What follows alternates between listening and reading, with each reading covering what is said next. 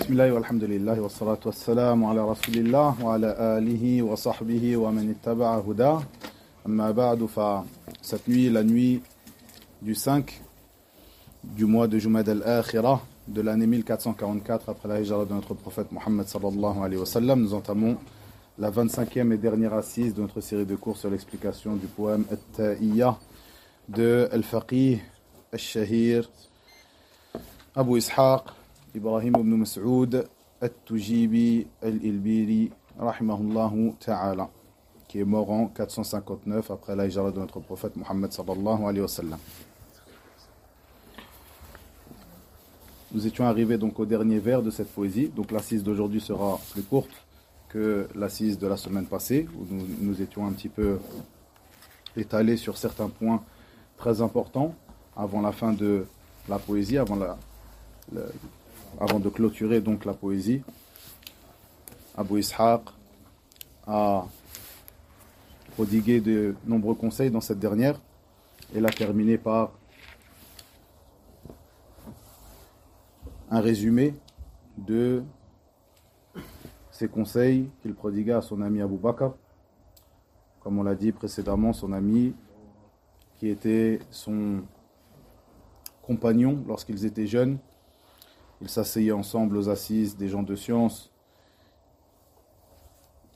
Ils essayaient ensemble et s'enjoignaient l'un l'autre à suivre la voie de l'islam authentique.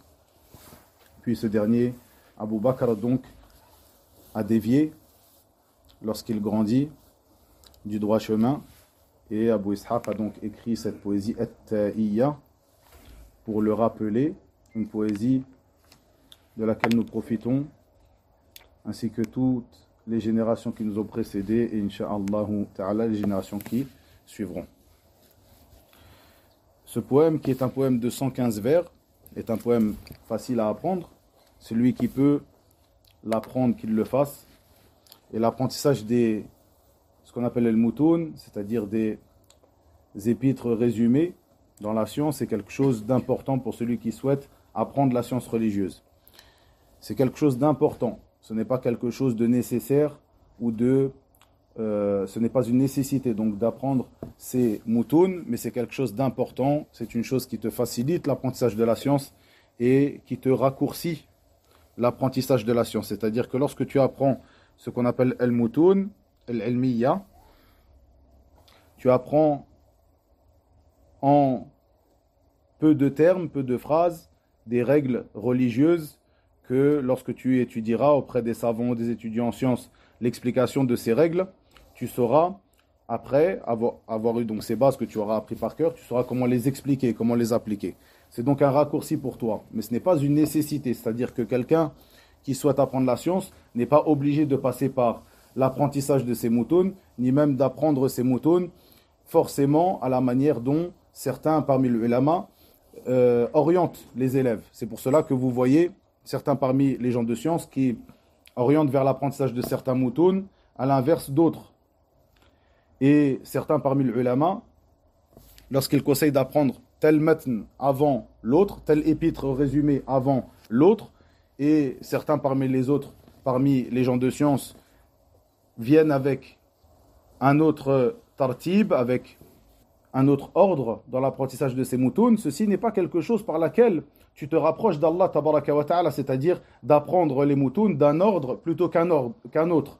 De même que l'apprentissage de ces moutouns et le fait de les réciter, de les apprendre par cœur, ce n'est pas une chose en soi, c'est-à-dire par la récitation de ces moutouns par laquelle tu te rapproches d'Allah tabaraka wa ta'ala, tu te rapproches d'Allah azza wa jal par la science, l'apprentissage de la science, c'est-à-dire le fond, ce pourquoi tu apprends ces moutouns, et non par la lecture du matn lui-même, puisque ce par quoi tu te rapproches d'Allah azza wa jal par sa simple récitation, c'est Al-Qur'an Al-Azim, à l'inverse donc des moutouns. Ceci pour dire que sans aucun doute, l'apprentissage des moutouns de ces épîtres résumés est quelque chose d'important pour celui qui souhaite étudier la science, mais ce n'est pas une nécessité. Donc à partir du moment où une personne n'apprendra pas ces moutouns par cœur, ça ne veut pas dire que c'est quelqu'un qui aura loupé son apprentissage dans la science.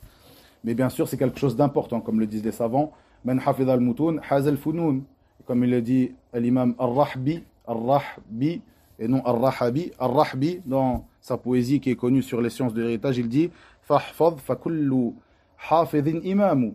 Apprends par cœur, mémorise, car toute personne qui mémorise est un imam.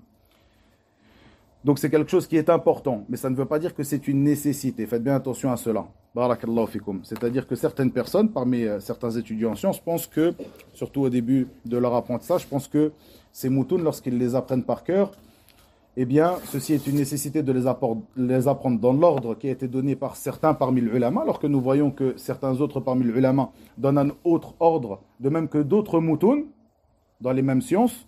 Donc, il n'y a pas à se disputer sur l'ordre, ni sur les moutons qui sont à apprendre, du moment que ce sont des livres qui sont sur la sunna. Barakallahu fikum. Donc, pour revenir à cela, ce poème de 115 vers est un poème qui est intéressant d'apprendre pour les raisons qui ont été évoquées lors des cours précédents, comme vous le savez. Ici, donc, Al-Faqih Al-Ilbiri, rahmahullah ta'ala, clôtura son poème par une série de vers qui sont les suivants. جمعت لك النصائح فامتثلها حياتك فهي أفضل ما امتثلتا وطولت العتاب وزدت فيه لأنك في البطالة قد أطلتا فلا تأخذ بتقصيري وسهوي وأخذ بوصيتي لك إن رشدتا وقد أردفتها 9 حسانا وكانت قبل ذا 106 وصلي على تمام الغسل ربي وعترته الكريمة ما ذكرتا. Dans le sens approximatif de ces paroles, il dit, pour commencer, je t'ai réuni ici un nombre de conseils. Prends donc ces conseils et applique-les tout au long de ta vie, car ce sont la meilleure chose que tu pourras appliquer. Et j'ai traîné ou j'ai rallongé ma réprimande envers toi, car toi-même tu as duré dans ces mauvais comportements que tu as adoptés, dans le sens bien sûr approximatif de ces paroles. Puis il lui dit, ne me tiens pas rigueur pour mes manquements, mais prends plutôt ces conseils et ces recommandations que je te fais, afin que tu atteignes la rectitude, ou tu prendras ces conseils et ces recommandations si tu atteins la rectitude. Puis il dit, j'ai rajouté 9 beaux vers de poésie. Et avant que je rajoute ces 9 vers, qui sont les derniers vers que nous avons évoqués ici, ainsi que ceux que nous avons évoqués la semaine passée, j'ai rajouté ici 9 beaux vers afin de clôturer donc cette poésie. Et avant cela, la poésie était de 106 vers. Donc après avoir ajouté 9 vers, elle a atteint le nombre de 115 vers de poésie. Puis il termina cette poésie en disant Wasalli ala tamami rusli rabbi. Donc il demande à Allah tabaraka wa ta'ala de prier sur le dernier des messagers et wa itarati al-karimati ma dhakarta. De même que ses proches. Et ici, il termina cette poésie. Avant d'expliquer cette partie, rapidement, car comme vous le voyez, il y a, on dira, peu d'enseignements à tirer de cette partie, puisque c'est vraiment une manière qu'a Al-Ilbiri de clôturer sa poésie. Je reviendrai sur un point que j'ai évoqué la semaine passée, un point très important. Lorsque je vous ai évoqué la parole du prophète Muhammad sallallahu alayhi wa sallam, 2 loups affamés, lâchés sur un troupeau de moutons, dans le sens de ces paroles, sallallahu alayhi wa sallam, ma dhi'bani ja'i'an ursila fi ghanamin, ila akhir al-hadith. Ce hadith qui est rapporté par Ka'b ibn Malik al-Ansari, radiyallahu anhu, où le prophète sallallahu alayhi wa sallam a dit dans le sens 2 loups affamés, lâchés sur un troupeau de moutons, ne sont pas plus dangereux pour eux que le désir ardent que l'homme a d'acquérir de l'argent et un rang élevé dans la société ne l'est pour sa religion. Je répète, 2 loups affamés, le prophète sallallahu alayhi wa sallam vint avec cette parabole. Écoutez bien cette parabole. Il dit, dans le sens de ces paroles, deux loups affamés, lâchés sur un troupeau de moutons, ne sont pas plus dangereux pour eux, donc pour ces moutons, que le désir ardent de l'homme à acquérir de l'argent et un rang élevé dans la société ne l'est pour sa religion. Allahu Akbar. Rapporté par l'imam Ahmed et l'imam al-Nasa'i et authentifié par le Cheikh Nasr al-Albani rahimahullah ta'ala. Il faut aussi rapporter dans une autre narration, d'après Jabir ibn Abdillah, radiyallahu anhuma, où le prophète sallallahu alayhi wa sallam a dit dans le sens, deux loups sauvages arrivant dans un troupeau de moutons dont le berger est absent ne sont pas plus dangereux pour eux que l'amour des gens d'acquérir de l'argent et un rang élevé dans la société ne l'est pour leur religion. Il nous faut méditer sur ce hadith, sur cette parabole avec laquelle est venu notre prophète Muhammad sallallahu alayhi wa sallam. Al-Hafidh ibn Rajab al-Hanbali rahimahullah ta'ala dit dans son explication de ce hadith, car en effet Al-Hafidh ibn Rajab a un épître concis sur l'explication de ce hadith, qui est un hadith grandiose. Et le fait que ce hadith, comme tous les hadiths du prophète sallallahu alayhi wa sallam sont grandioses, mais le fait que ce hadith est un hadith grandiose duquel nous retirons de nombreux enseignements, nous voyons que ce grand savant, Al-Hafidh ibn Rajab al-Hanbali, a écrit un épître entier sur l'explication de ce dernier. Il dit dans le sens de ces paroles, ceci est une parabole très forte, faite par le prophète sallallahu alayhi wa sallam, illustrant la perversion de la religion du musulman par son avidité à obtenir des biens et de la noblesse, c'est-à-dire un rang élevé, dans cette vie d'ici-bas. Et que la perversion de la religion occasionnée par cela n'est pas moindre que les dégâts causés par deux loups affamés, nuisibles, arrivant de nuit dans un troupeau de moutons. Leur berger étant absent, ils les dévorent et s'en repaissent. Comme on l'a dit la semaine passée, imagine-toi un troupeau de brebis, un troupeau de moutons, ou dans lequel le berger s'est absenté. Et deux loups affamés, dans une autre version, donc, deux loups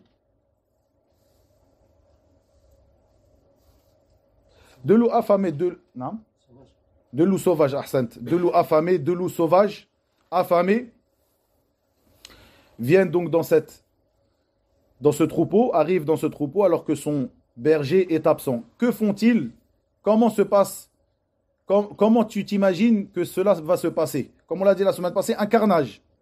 Qu'en est-il alors lorsque le prophète sallallahu alayhi wa sallam met en relation cette image avec l'image d'une personne, avec l'image du danger et des méfaits pour une personne, pour la religion d'une personne, qu'est son désir ardent d'obtenir des biens, son avidité à obtenir des biens dans cette vie d'ici-bas et la gloire ou un grand rang élevé dans la société et autres. Il dit ensuite Al-Hafidh ibn Rajab rahimahullah dans le sens, et il est bien connu que face à ces deux loups, seule une infime partie du troupeau s'en sortira sauve. Le prophète sallallahu alayhi wa sallam nous a donc informé que l'avidité de l'homme d'obtenir des biens et de la noblesse sera ce qui pervertira sa religion. Et ceci n'est pas moins destructeur que les dégâts causés dans ce troupeau par ces deux loups. Plutôt il sera soit équivalent, soit supérieur.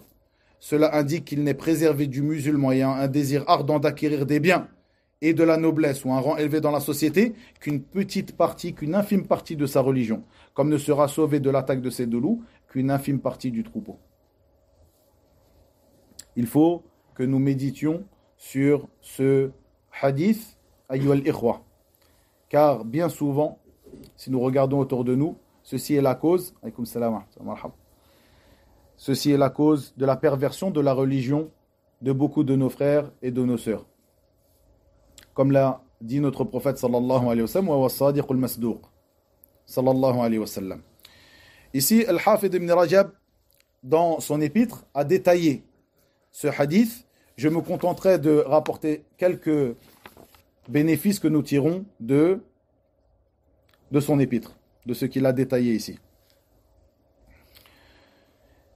Il dit dans le sens de ces paroles que le désir ardent de l'homme pour les biens se manifeste de diverses manières. Ici, le prophète sallallahu alayhi wa sallam, dans ce hadith, a évoqué deux choses, donc qui sont nuisibles, et ô combien nuisibles pour la religion du musulman.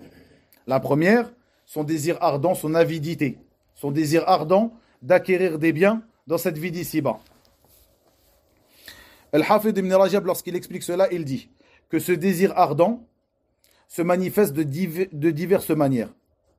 La première, ou parmi ces manières, le fait qu'il ait un amour démesuré de l'argent. Un amour démesuré de l'argent accompagné de sa recherche persistante, et ceci de différentes manières licites. Ici on parle lorsque l'être humain recherche ardemment et de manière persistante à acquérir des biens dans cette vie d'ici-bas, mais de manière licite. Est-ce que celui-ci est blâmé? Il recherche de manière licite. On peut se dire qu'il n'est pas blâmable pour cela. Mais nous voyons que le prophète sallallahu alayhi wa sallam nous met en garde dans ce hadith et nous dit que ceci peut l'emmener à la perdition. C'est-à-dire que cette recherche ardente des biens est une chose pernicieuse pour lui et pour sa religion en particulier. Il dit ici, dans le sens de ses paroles, donc concernant cela, il dit donc sa recherche persistante de différentes manières licites, son exagération dans sa recherche de l'argent et ses efforts pour l'obtenir malgré la peine et la difficulté. Réfléchissez. Regardez autour de vous. Combien de personnes passent des heures et des heures au travail, enchaînent et cumulent 2 voire 3 travails. Ceci afin d'acquérir des biens dans cette vie d'ici-bas. Et bien souvent, certains de nos frères sont leurrés par le fait qu'ils recherchent cette chose-là pour arriver à un bien qu'ils recherchent dans leur religion. Comme beaucoup de frères qui se disent « Je travaille, je me sacrifie pendant quelques années pour pouvoir faire la hijra, pour pouvoir partir de ce pays. » Et on a déjà évoqué le jugement de la hijra, alhamdulillah, à différentes occasions, de même que la semaine passée. Le fait que ceci est obligatoire pour celui qui ne peut pas afficher et pratiquer sa religion librement dans une terre de non-croyance vers une terre d'islam. Et certains de nos frères ont donc cette bonne intention et ils se disent qu'ils vont se sacrifier pendant tant et tant d'années en recherchant ardemment l'argent, alors que comme je l'ai évoqué précédemment à plusieurs reprises, al-hijra, c'est une adoration, c'est une manière que tu as de te rapprocher d'Allah tabaraka wa ta'ala. Est-ce que tu penses que cette adoration, tu pourras la pratiquer seulement avec de l'argent? Non. Il te faut entretenir ta foi pour pouvoir pratiquer cette grande adoration. Et lorsque tu passes des années, comme certains se disent 2, 3 ans, etc., Allahu Akbar, combien tu peux te perdre, toi ainsi que ta famille, pendant ces années où tu te tues à la tâche dans le travail, ceci pour arriver à certains biens que tu penses que par ces biens-là, tu vas pratiquer cette grande adoration. Mais tu délaisses la base, l'iman, la foi, entretenir cette foi qui te permettra, qui sera quelque chose qui te poussera, qui sera la chose qui te poussera à pratiquer cette grande adoration comme n'importe lequel des adorations de ton Seigneur tabaraka wa ta'ala. Regardez, réfléchissez. Essayons d'appliquer ce hadith dans nos vies de tous les jours. Ou dans notre vie de tous les jours. Ici, il dit donc, une des premières images, le fait de rechercher de manière persistante et de manière licite, et son exagération dans sa recherche de l'argent, et des efforts pour l'obtenir malgré la peine et la difficulté. Wallahi, des fois, tu vois certains frères, malheureusement, qui ne peuvent ni assister aux assises de sciences.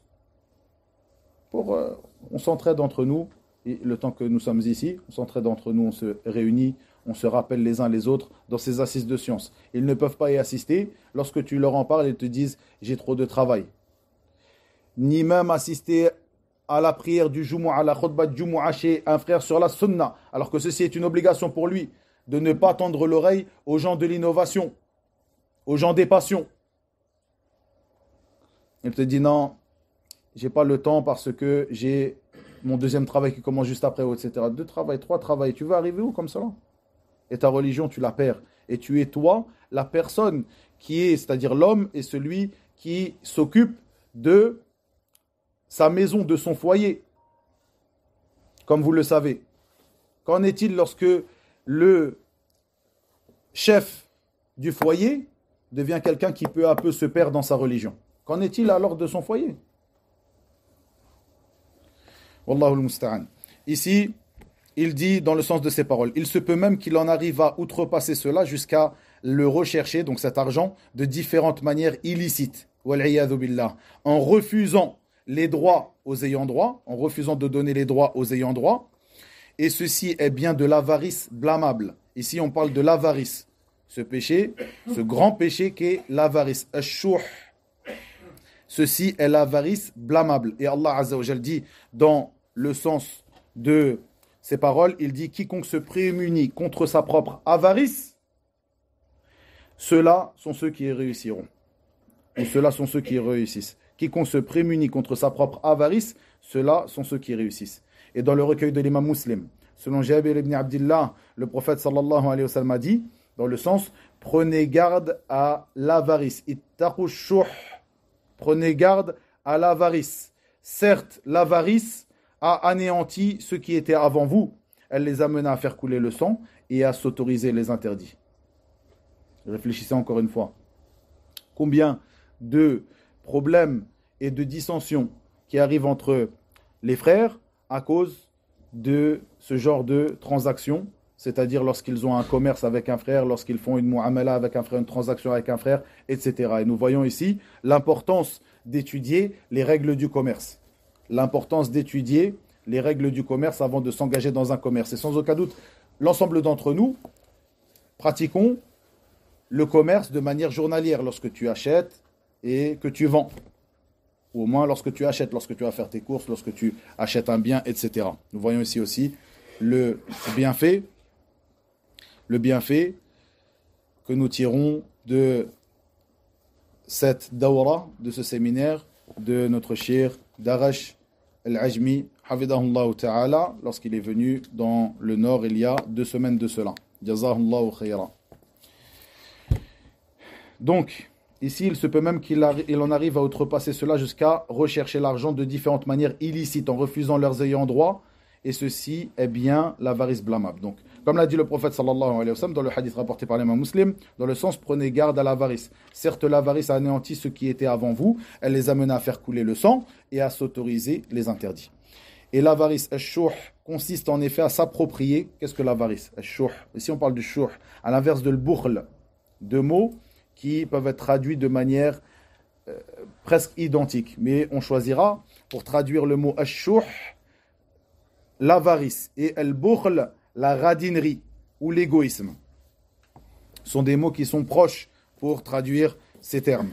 Donc ici, ash-shuh, l'avarice, c'est le fait de s'approprier ce qui ne t'appartient pas injustement, au point où il est dit que l'avarice est la tête de tous les péchés. Ra'sul ma'asi kulliha, la tête de tous les péchés, ash-shuh, l'avarice. Alors que la radinerie, le bukhl, l'égoïsme, la radinerie, est que l'homme ne donne rien de ce qu'il a dans sa main. Donc, tu es radin lorsque tu as quelque chose dans ta main, mais tu ne le donnes pas. Tu le gardes, tu gardes ta main dans ta poche, toujours. Mais, à plus haut niveau, l'avarice, qui est un grand péché, consiste à s'approprier ce qui ne t'appartient pas injustement. Tu t'appropries ce qui ne t'appartient pas de manière injuste. Et dans le hadith rapporté par Abu Huraira, radiyallahu anhu, le prophète sallallahu alayhi wa sallam a dit dans le sens, l'avarice et la foi ne se réunissent pas tous deux chez un croyant. L'avarice et la foi ne peuvent se réunir tous deux chez un croyant, rapporté par l'imam Ahmed. Et lorsque l'avidité d'acquérir des biens arrive à ce degré, la religion et la foi d'une personne sont nettement amoindries.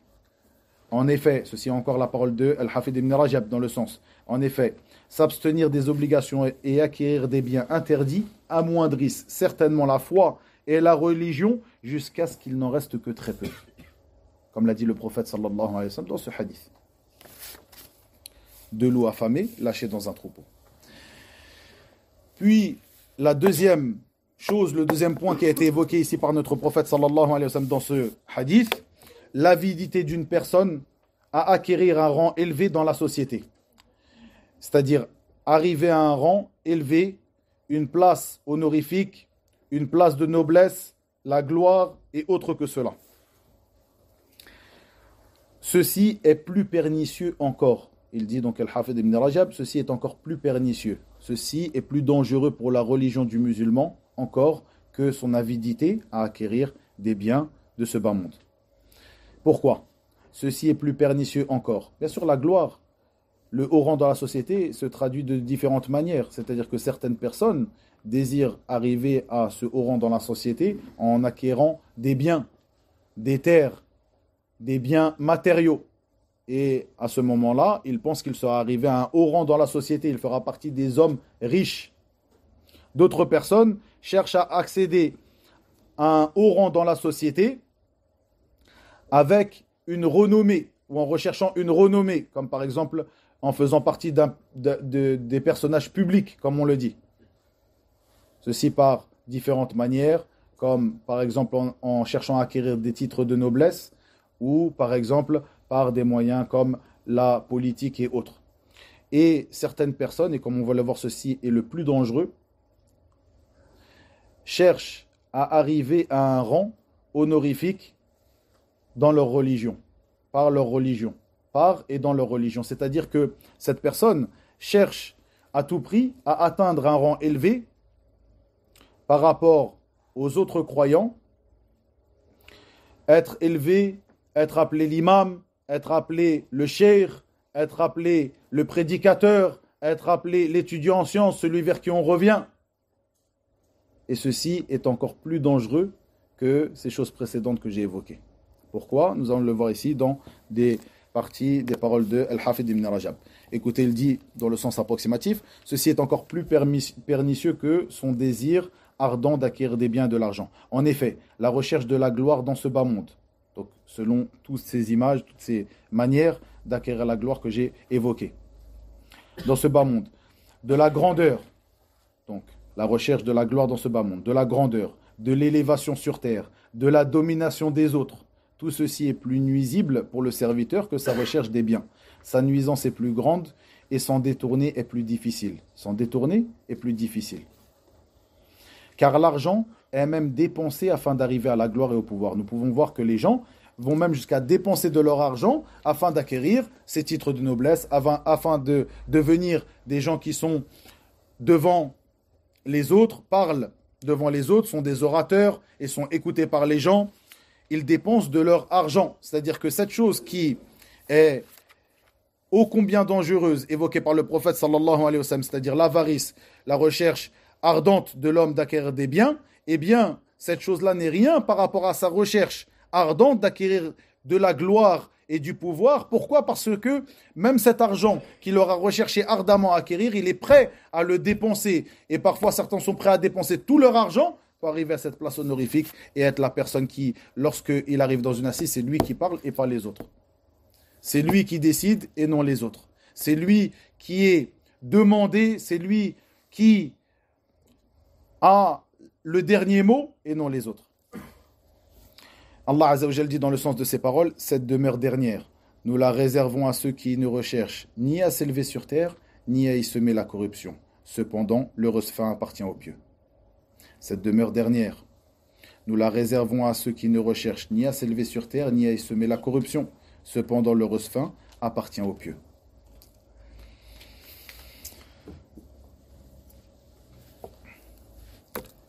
Il faut savoir que très peu de gens ont recherché à gouverner les autres, à arriver à cette place, à gouverner les autres, à être celui qui parle et que l'on doit écouter, celui qui, comme il est venu dans le verset, est élevé sur terre ou cherche à s'élever par rapport aux autres.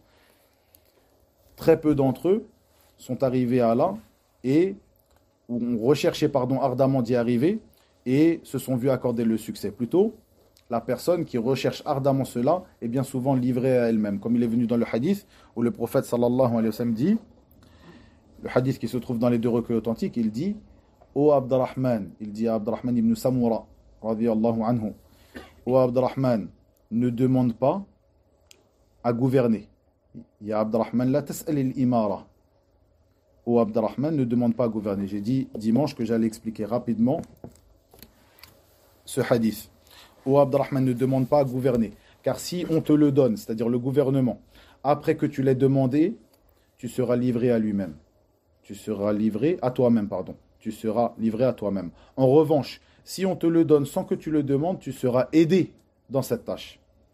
Au Abdurrahman ibn Samura, ce grand compagnon, radiyallahu anhu, Abdurrahman ne demande pas à gouverner. Car si on te donne le gouvernement, le pouvoir, après que tu l'aies demandé, tu seras livré à toi-même. En revanche, si on te le donne sans que tu ne le demandes, tu seras aidé dans cette tâche. Et si la personne recherche le pouvoir par des actes religieux, encore une fois la parole d'Ibn Rajab, al-Hanbali ici, par des actes religieux, ceci est encore pire et plus laid. De même que ça en sera pour lui plus dangereux et plus pernicieux. Certainement, on recherche par la science et les bonnes œuvres les hauts degrés. Ce que tu dois rechercher par la science, l'apprentissage de la science, lorsque tu as acquis la science, le fait que tu enseignes aux gens, que tu donnes de cette science que tu as acquis, ce que tu dois rechercher, ce n'est pas des biens ou une place dans cette vie d'ici-bas, mais plutôt ce qui doit être recherché par cette science et par les bonnes œuvres, les œuvres de bien. Tu n'es pas une personne qui recherche à atteindre la piété pour qu'on dise de toi que tu es quelqu'un de pieux et qu'on revienne vers toi pour telle et telle chose, pour te demander telle et telle chose. Non, ce que tu recherches par ces bonnes œuvres et par la science que tu recherches, ce sont les hauts degrés et les délices éternels, le paradis, se trouvant auprès d'Allah tabaraka wa ta'ala. On recherche par cela ce qui se trouve auprès de lui, azza wa jal, et à faire partie de ses rapprochés, tabaraka wa ta'ala.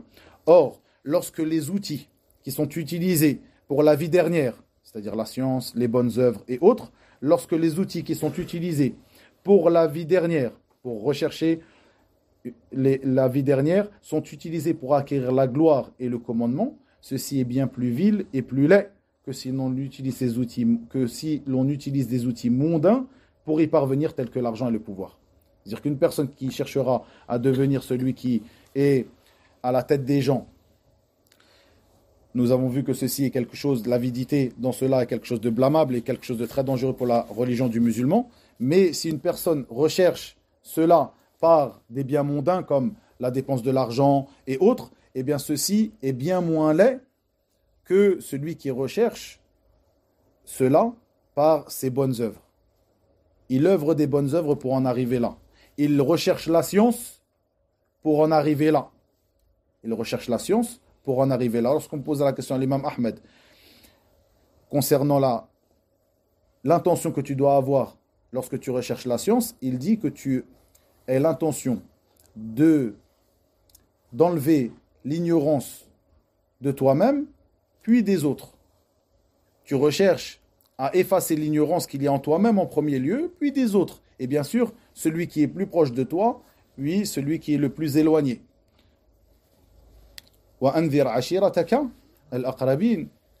Et avertis ta famille proche ou les gens proches de toi. Ceci est l'ordre d'Allah tabaraka wa ta'ala, son prophète sallallahu alayhi wa sallam, parmi les premiers des ordres qui sont descendus sur notre prophète sallallahu alayhi wa sallam lorsqu'il fut envoyé à son peuple. Donc tu commences par les gens qui sont plus proches de toi. Et non, comme nous pouvons le voir, certaines personnes, qu'Allah nous en préserve, qui cherchent à étudier, qui n'ont même pas terminé d'étudier, qui n'ont peut-être même pas commencé d'étudier, et qui recherchent à atteindre cette place. Cette place qui, comme je l'ai dit, est une place de taklif, de responsabilité, et non une place de tashrif, comme le disait l'ulama. Et ça, ce n'est pas ma parole à moi, contrairement à ce que certaines personnes peuvent penser apparemment. Ad-da'watu maqamu taklif wa laysa maqama tashrif. C'est ce que disent nos savants. La prédication, c'est une place de responsabilité. C'est la place des prophètes et des messagers.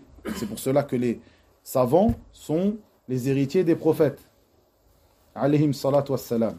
Donc cette place-là est une place lourde et une place de responsabilité avant d'être une place honorifique. Cela ne veut pas dire que tu ne peux atteindre, tu n'atteins pas une certaine place honorifique ou un honneur à faire cette da'wa, à répandre la religion d'Allah tabaraka wa ta'ala. Non, ce que l'on parle ici, c'est de base. La base, c'est que cette place-là est une place de responsabilité. Il faut bien comprendre cela.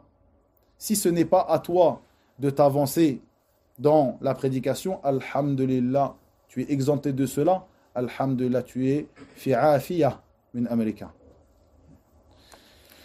Et donc, ici, il dit donc, Al-Hafid ibn Rajab, je termine ici avec cette parole, il dit lorsque ces outils donc, que l'on utilise pour la vie dernière, les bonnes œuvres, les œuvres pieuses, sont utilisés pour accéder à la gloire et au commandement dans cette vie d'ici-bas, ceci est bien plus vil et plus laid que si l'on utilise des outils mondains tels que l'argent et le pouvoir. Il est rapporté dans le Sahih de l'imam Muslim, selon Abu Huraira, radiyallahu anhu, que le prophète sallallahu alayhi wa sallam a dit, dans le sens, les 3 premiers qui seront brûlés par le feu de l'enfer au jour du jugement sont, parmi ces 3 personnes, il évoqua le savant qui a lu le Coran, qui a lu le Coran, afin que l'on dise de lui qari, afin que l'on dise de lui qu'il est quelqu'un qui lit. Et en effet, il a été dit ainsi sur lui. Et qui a appris la science afin que l'on l'appelle alim. Et en effet, il a été dit de lui ainsi. C'est-à-dire qu'il a cherché à apprendre la science pour que les gens disent de lui ceci, pour acquérir cette place auprès des gens. Et donc, il fait partie des 3 premières personnes qui seront brûlées par le feu de l'enfer. Wal'iyadhu billah. Et je terminerai par cette parole de Hassan al-Basri, Al-Hassan ibn Abi al-Hassan al-Basri, rahimahullah ta'ala, qui dit, dans le sens de ces paroles, si tu vois un homme entrer en compétition avec toi pour ce bas monde, concurrence-le alors pour la vie dernière. Si tu vois un homme entrer en concurrence avec toi dans les biens ou dans ce bas monde ou pour ce bas monde, concurrence-le alors pour la vie dernière. Qu'il entre en compétition avec toi pour des biens de ce bas monde, des biens matériels ou pour une place, un rang élevé, toi, ce qui t'est demandé, c'est de le concurrencer dans la vie dernière, c'est-à-dire dans les œuvres pieuses. Et juste pour terminer, donc je l'avais déjà expliqué en fait, mais j'avais promis dimanche d'expliquer la différence qu'il y a entre ou comment réunir ce hadith et ce verset. Ce hadith donc qui se trouve dans les 2 recueils authentiques où le prophète sallallahu alayhi wa sallam dit à Abdurrahman ibn Samura: "Oh Abdurrahman, ne demande pas à gouverner, car si on te donne le gouvernement après que tu l'aies demandé, tu seras livré à toi-même. En revanche, si on te le donne sans que tu le demandes, tu seras aidé dans cette tâche." Ici, le prophète sallallahu alayhi wa sallam dit à Abdurrahman ibn Samura: "La tas'al al-imara", ne demande pas à gouverner. Et dans le verset, la parole ou l'invocation de Ibad al-Rahman, donc Ibad al-Rahman que dans Surat al-Furqan, Allah tabaraka wa ta'ala fait leurs éloges en évoquant plusieurs de leurs caractéristiques. Il évoqua parmi ces caractéristiques ce dua, cette invocation où ils disent waj'alna lil muttaqina imama. Fais de nous dans le sens approximatif, fais de nous des imams pour les pieux. Si vous vous rappelez, dimanche, on a évoqué la parole de Qatada rahimahullah dans le Sahih de l'imam al-Bukhari sur l'explication de ce verset. Ici, comment on peut réunir ces 2 textes? On a la parole d'Allah Azza wa Jal où il fait l'éloge à ses adorateurs, les adorateurs du tout miséricordieux, qui font ce dua, cette invocation. Il demande à Allah Azza wa Jal de faire de eux des imams pour les pieux. Et à côté de cela, nous avons ce texte qui se trouve dans les 2 recueils authentiques où le prophète sallallahu alayhi wa sallam a dit: "Oh Abdurrahman, ne demande pas à gouverner." Comment est-ce qu'on peut réunir ces 2 textes-là? Est-ce que l'un d'entre vous sait comment on peut les réunir? On a déjà expliqué en fait cette chose. Fadal Youssef. Pour dire pour qu'il soit plus savant que les autres, qu'il ait plus de science. Hein? Allez, Shabab. Fadal Youssef. Inch'Allah, il a de la sens, il aura plus de facilité d'être suivi par les pieux. Ça. Mais là, on n'a pas la réponse à la question. Ahsantum, mais on n'a pas la réponse à la question. Comment est-ce qu'on peut réunir ces 2 textes? On a une interdiction de rechercher, de demander à gouverner, et on a en même temps cette invocation des adorateurs pieux d'Allah tabaraka wa ta'ala lorsqu'ils invoquent Allah Azza wa Jal afin qu'ils fassent d'eux des imams pour les pieux. Fadal Bilal. L'interdiction, elle est générale et l'autorisation, elle est spécifique. Dans certains cas particuliers, c'est bien de demander. Ça, très spécifique. C'est une bonne réponse. Mais quel cas? Quels sont ces cas spécifiques? Hamid, Fadal. Le fait d'être un exemple au niveau Ahsant. Ahsant. Mais ici, on n'a toujours pas la réponse. Ce que vous avez dit, c'est ça. Mais on n'a toujours pas la réponse exacte. En fait, où se trouve la différence entre ces deux images-là, ces deux manières-là, ou ces deux points-là? Ilyes, Tfadal, tu voulais répondre? le premier, il veut comment dire sa propre personne. Et en Qadar Rahman, il veut que Allah soit obéi. Ahsant. Barakallahu fik. Ahsant. On a déjà parlé de ce point-là. J'avais rappelé la parole d'Ibn al-Qayyim rahimahullah ta'ala dans son livre Ar-Ruh, l'âme. À la fin de ce livre Ar-Ruh, j'ai déjà rapporté à plusieurs occasions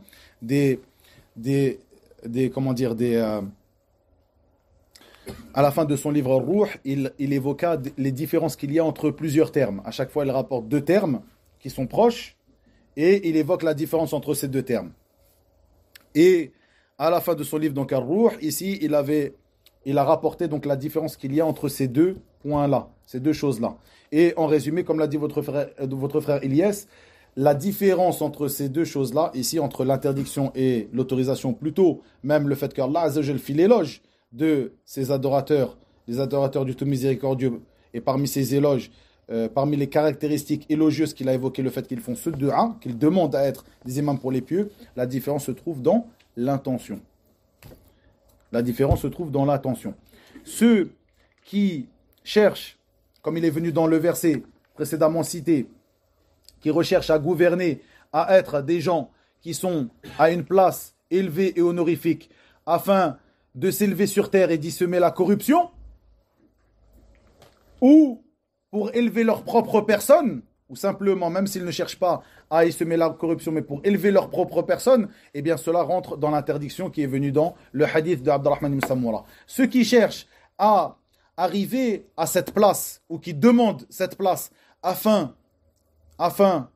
d'y établir la religion d'Allah tabaraka wa ta'ala, et qu'il soit adoré lui seul et sans associé, azza wa jal, eh bien ceux-là sont ceux qui rentrent dans l'invocation de Ibad al-Rahman, de même que la demande de Youssouf alayhi salam, si vous vous rappelez, lorsqu'il fit l'éloge de sa propre personne devant le roi d'Égypte à cette époque, afin qu'il le place à une place dans son gouvernement. Ceci, car il cherche cette place-là afin d'y établir la religion d'Allah tabaraka wa ta'ala, et que Allah azza wa jal soit le seul à être adoré sur terre, et d'y établir donc sa religion et la sunna de son prophète Muhammad sallallahu alayhi wa sallam, afin qu'elle soit suivie au mieux, et non pour leur propre personne. Barakallahu fikum.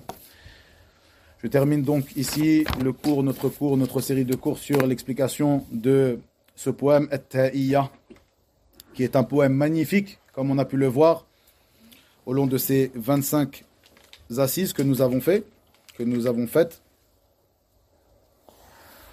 Et lorsqu'il dit Jama'atu laka an-nasaiha famtathilha hayataka fahiya afdalu man tathalta, j'ai réuni pour toi ici les conseils, de nombreux conseils, obéis ou suis ces conseils, car ce sont les meilleurs conseils que tu pourras suivre.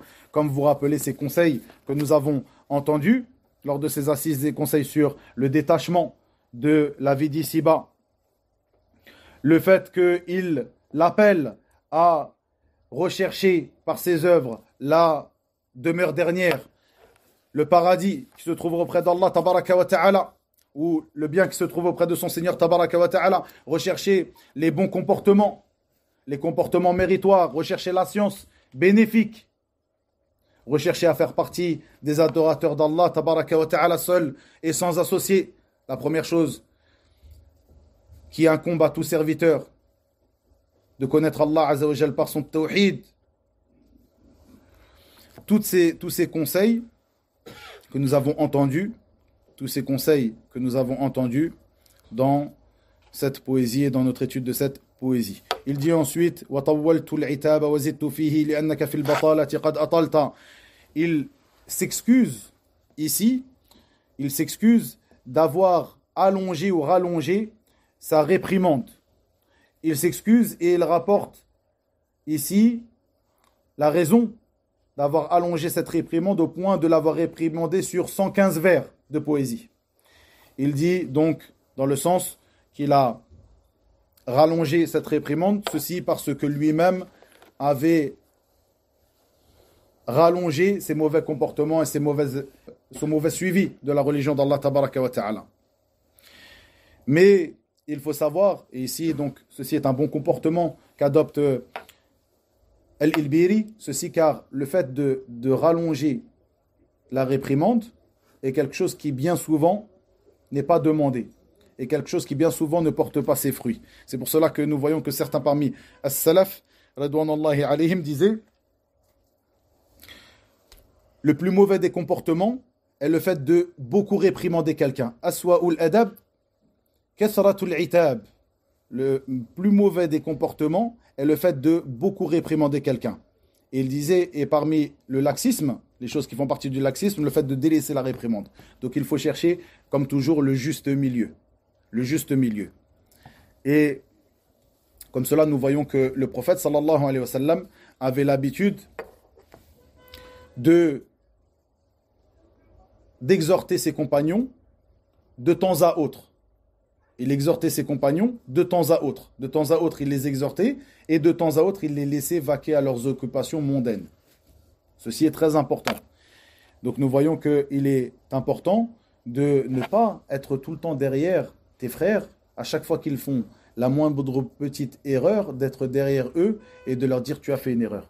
Ici tu as fait une erreur. Ne fais pas comme ça, ne fais pas comme ça, ne fais pas comme ça. Parfois, certaines choses demandent, la sagesse demande que certains points, tu les laisses passer. Tu les laisses couler.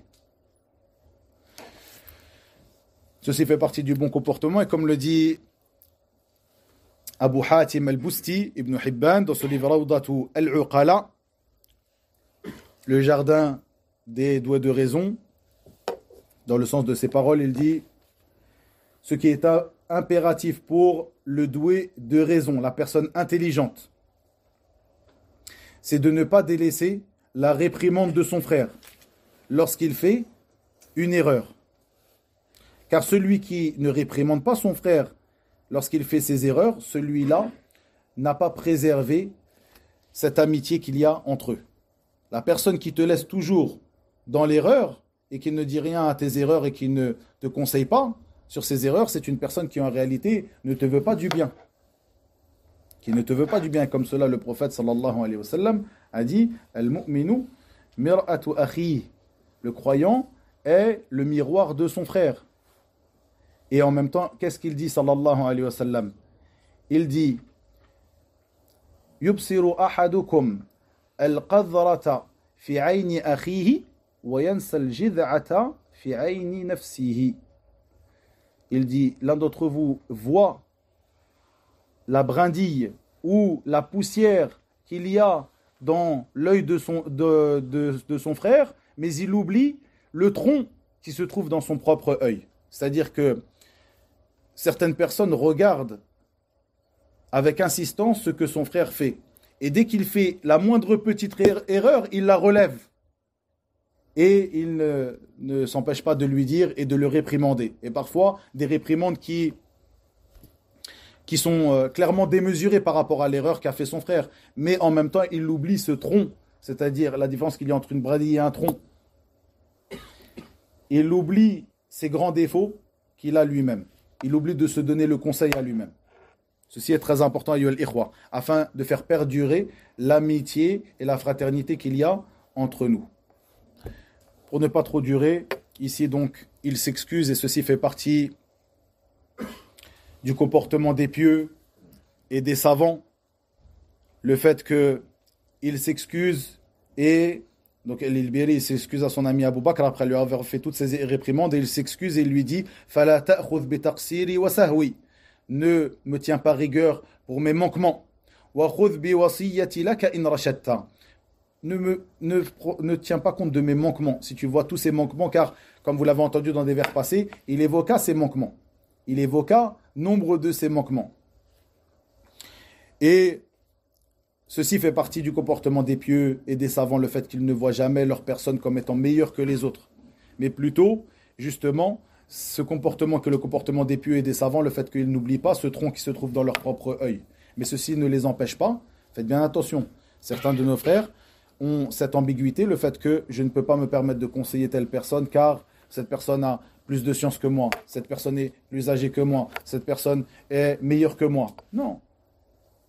Tu dois apprendre les bases du conseil, de an-nasiha, comment faire le conseil, c'est bienséance, mais sans aucun doute, le fait que telle personne a plus de science que toi, est plus ancien que toi, etc., n'empêche pas que si cette personne a fait une erreur, tu tu as le droit de lui faire le rappel. Comme on l'a dit, al-mu'minu mir'atu akhi. Le prophète sallallahu alayhi wa sallam nous dit, le croyant est le miroir de son frère.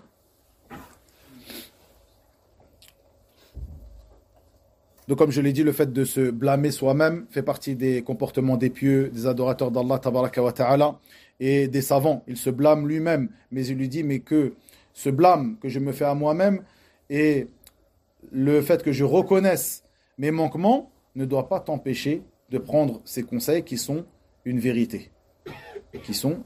Donc la vérité, tu dois l'accepter si quelqu'un te l'expose et même si cette personne-là, son cas, tu ne l'agrées pas. Si cette personne-là, son cas et sa religion, c'est-à-dire sa manière de se pratiquer dans sa religion, tu ne l'agrées pas, s'il t'expose une vérité, tu te dois de l'accepter. C'est une obligation pour toi de l'accepter. S'il te fait un conseil sur une chose qui est effective et que tu sais être effective chez toi, un défaut, tu te dois de l'accepter et de chercher à te réformer. Puis il termine en disant j'ai rajouté 9 jolis vers. Et avant cela, elles étaient du nombre de 106 vers. C'est-à-dire qu'au début, il en a écrit 106, puis il a vu la nécessité d'en rajouter 9, comme il le cite ici. Et il termine sa poésie par la prière et les salutations sur le prophète Mohammed sallallahu alayhi wa sallam. Comme nous, ici, Alhamdulillah, alladhi bi ni'mati tatimmu salihat. Nous avons terminé cette nuit, la nuit de jeudi, le 5 du mois de Jumad al-Akhira de l'année 1444 après la hijra du prophète Mohammed sallallahu alayhi wa sallam. Notre explication, notre commentaire de ce livre ou de cette poésie At-Ta'iyya de Al-Faqih Al-Shahir Abu Ishaq Ibrahim ibn Mas'ud At-Tujibi Al-Ilbiri rahimahullah ta'ala wa billahi tawfiq wa sallallahu wa sallam wa barak ala nabiyyina Muhammad wa akhiru da'wana anil hamdulillahi rabbil alamin.